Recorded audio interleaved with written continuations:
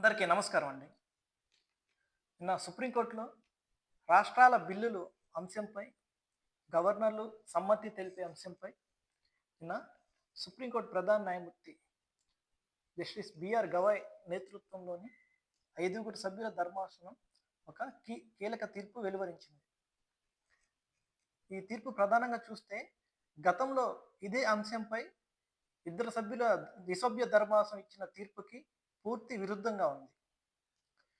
అప్పుడు గత ఏప్రిల్ 11న ఇచ్చిన ద్విసభ్య ధర్మాసనంలోని తీర్పు రాష్ట్రాల హక్కులని కాపాడే విధంగా ఉంది ఉందనే అభిప్రాయం ఉంది. కానీ ఇప్పుడు ఇచ్చిన తీర్పు అయితే పూర్తిగా ఇది కర్ర విరగకూడదు, పాము చావకూడదు అన్నట్టు ఉంది. ఎందుకంటే గతంలో పూర్తిగా స్పష్టంగా రాష్ట్రాలు ఆమోదించిన బిల్లులు గవర్నర్లు నిలుపు చేయకూడదు, ఆమోదం తెలపకుండా ఉండకూడదు.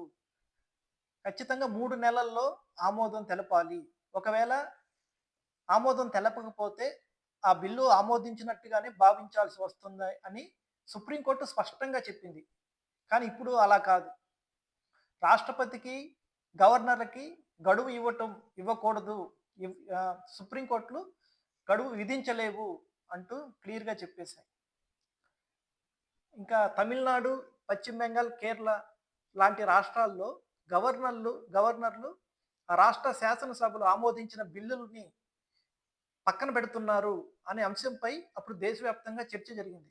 ఇదే అంశంపై తమిళనాడు రాష్ట్ర ప్రభుత్వం సుప్రీంకోర్టులో పిటిషన్ వేయగా ఏప్రిల్ 11న ఒక జడ్జిమెంట్ వచ్చింది. అదేంటంటే ప్రధానంగా రాష్ట్రపతి అయినా, గవర్నర్ అయినా 3 నెలల్లోపు ఆ బిల్లుల్ని ఆమోదించాలి. ఒకవేళ ఆమోదించకపోతే ఆ బిల్లును ఆమోదించినట్టుగానే పరిగణిస్తాము. పక్కన పెట్టినవి బిల్లులు ఆమోదించకుండా దీర్ఘకాలికంగా వాయిదాలు వేస్తూ వస్తారు. దీనివలన రాష్ట్రంలో ఏమన్నా కొత్తగా ప్రజల్లో ప్రజా వ్యవస్థలో ఏమన్నా మార్పులు తీసుకురావడానికి ఆయా రాష్ట్ర ప్రభుత్వాలు కొన్ని చట్టాలు చేస్తాయి. చట్టాలు చేసినప్పుడు ఖచ్చితంగా గవర్నర్ ఏదో నిర్ణయం తీసుకోవాలి. లేకపోతే బిల్లును వెనక్కన్నా పంపాలి. బిల్లును వెనక్కి పంపితే రాష్ట్ర శాసనసభ మళ్ళీ దాన్ని మార్పులతో గాని, మార్పులు చేయకుండా గాని మళ్ళీ గవర్నర్ దగ్గర తీసుకొస్తే అప్పుడు గవర్నర్ ఖచ్చితంగా ఆమోదించాలి. ఇది గతంలో ఉంది. కానీ తమిళనాడు గవర్నర్, కేరళ గవర్నర్, పశ్చిమ బెంగాల్ ప్రధానంగా ఈ 2 కేరళ, తమిళనాడు రాష్ట్రాల్లోనే ఈ గవర్నర్‌కి, రాష్ట్ర ప్రభుత్వాల మధ్య వైరుధ్యం నడుస్తుంది గత 2, 3 ఏళ్ల నుంచి. అప్పుడు ఏప్రిల్ 11 ఇచ్చిన తీర్పు అయితే గవర్నర్ అయినా, రాష్ట్రపతి అయినా 3 నెలల్లోపు ఆమోదించాలని ఉంది. అయితే దీనిపై రాష్ట్రపతి ద్రౌపది ముర్ము 14 ప్రశ్నలు సంధిస్తూ సుప్రీంకోర్టుని ముందు పెట్టింది 14 ప్రశ్నలు.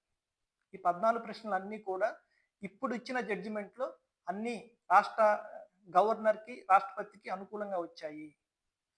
రాష్ట్ర ప్రభుత్వాలు ముఖ్యంగా బీజేపీకి వ్యతిరేకంగా ఉన్న రాష్ట్రాలున్నాయి. అది తమిళనాడు కావచ్చు, కేరళ కావచ్చు, పశ్చిమ బెంగాల్. ఇలాంటి రాష్ట్రాల్లోనే ఎక్కువ వివాదం ఉంది. అదే బీజేపీకి, ఎన్డీఏకి అనుకూల రాష్ట్రాల్లో ఎక్కడ గవర్నర్‌కి, ముఖ్యమంత్రికి ఎక్కడ విధానపరమైన విభేదాలు ఎక్కడ లేవు. కానీ కేరళ, తమిళనాడు, పశ్చిమ బెంగాల్ ఇలాంటి రాష్ట్రాల్లో బిల్లులను చేయకపోవటంపై కొన్ని విమర్శలు ఉన్నాయి. కానీ నిన్న ఇచ్చిన సుప్రీంకోర్టు జడ్జిమెంట్‌లో రాష్ట్రపతికి, గవర్నర్‌కి సమయం విధించలేము అంటూ స్పష్టం చేసింది. అలా విధించటం రాజ్యాంగంలో ఎక్కడా కూడా లేదు అని గుర్తు చేసింది. గతంలో ఇచ్చిన జడ్జిమెంట్‌ని పక్కన పెట్టింది ముఖ్యంగా. అలాగని గవర్నర్ కొంచెం ఎక్కువ సమయం తీసుకోకుండా వెంటనే ఆమోదించాలంది.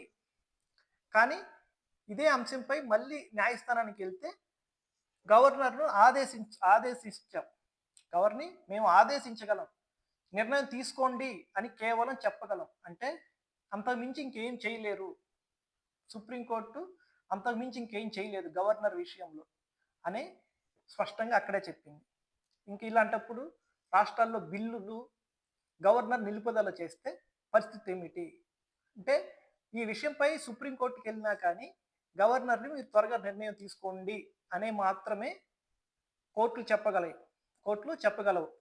ఈ జడ్జిమెంట్ ప్రకారం.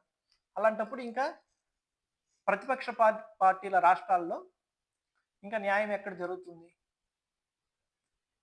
గతంలో ఇచ్చిన ఏప్రిల్‌లో 11 ఇచ్చిన జడ్జిమెంటే ఈ సమాఖ్య రాష్ట్ర వ్యవస్థ నిర్మాణానికి అనువుగా ఉంది. ఇప్పుడిచ్చింది పూర్తిగా కేంద్రం ఏకపక్షంగా ఉందని, కేంద్రం వైపు ఏకపక్షంగా ఉందన్న విమర్శలైతే వస్తున్నాయి.